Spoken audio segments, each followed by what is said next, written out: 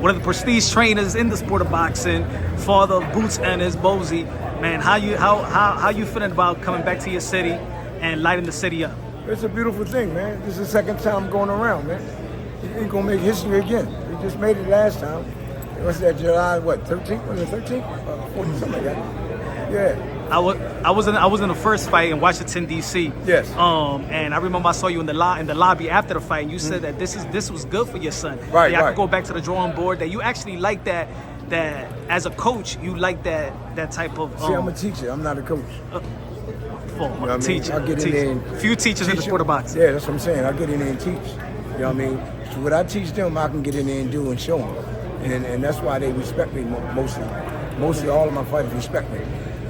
Is that one of the fights that you're like, yeah, let's go back to the drawing board. I want to work something out. Right.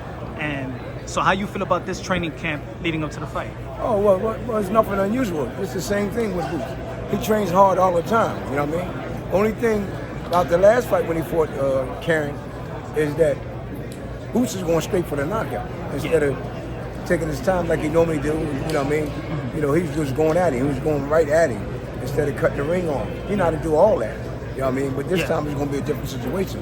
And I hope it is because Karen said he's not going to do no running around. So if he don't do no running around, he's going down. You know, a lot of people always want to talk about, they want to look past the Karen. Yeah, they want the Bud Crawford fight. People are going to keep on asking the question, what do you do to keep your son focused and not look past his opponents? Oh, he already know that. His mindset. He got a great mindset. You know what I mean? He don't look past his opponent. You know what I mean? And I don't even really talk about Bud. Bud is doing his thing. Like I keep on telling people, they keep on asking about Bud. Bud is situated right where he wanted to be at. He wanted to fight Canelo, and if he don't fight Canelo, he's moving on. That's what I heard he said. You know what I mean? So they need to leave Bud alone. Let Bud do his thing, man. You know what I mean? We wanted that fight plenty of times. We wanted him, we wanted Spence. You know what I mean? But they moving on. You know what I mean? But plus they're in a newer division. Eventually we'll be there once we collect all these titles at 147. Is 154 where you think that he's going to make his real legacy mark? No, I think Boots going up as high as 160. 160, maybe 168. 6 years ago, I interviewed your son, and I said that he's the second coming of Roy Jones Jr., that I believe that he could become a 5-division world champion. Yes. Yeah. Do you believe that? I believe that wholeheartedly. That's what I'm talking about, man. Thank you very much, You're man. welcome, Keep on doing your thing. Yes, sir. Thank you. Do you believe it? And number two, how excited are you to again perform in this incredible arena? I ain't gonna lie, he getting the blows every day. we gonna go to the show. We gonna have some fun. And, I don't know if he lying. It don't matter what you do.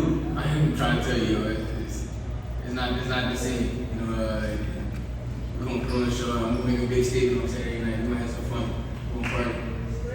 What does that statement look like? Obviously, everybody's so hyped about Jaron Ennis. You become a massive star of sport. People talking about, you know, there's very little upside for you in this fight, other than to look sensational.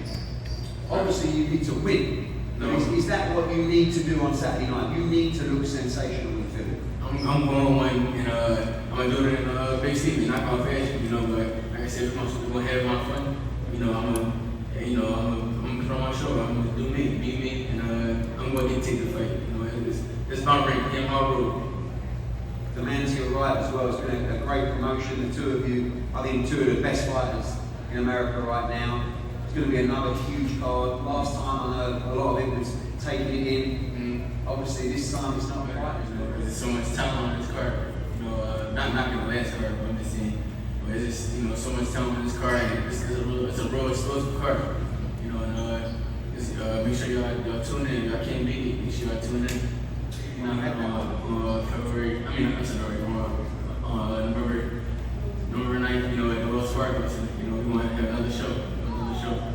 Well, two of the very best fighters in the world, Boots Ennis, Jesse Van Rodriguez, defend their world championships on Saturday night against their mandatory challengers, Karen and Pedro Guevara. As Boots said, I think for me, the best card, top to bottom, in the sport on Saturday night. The best talent you will see in American boxing at one of the best venues in the Wells Fargo, on the best platform in the world in boxing. Thank you for everybody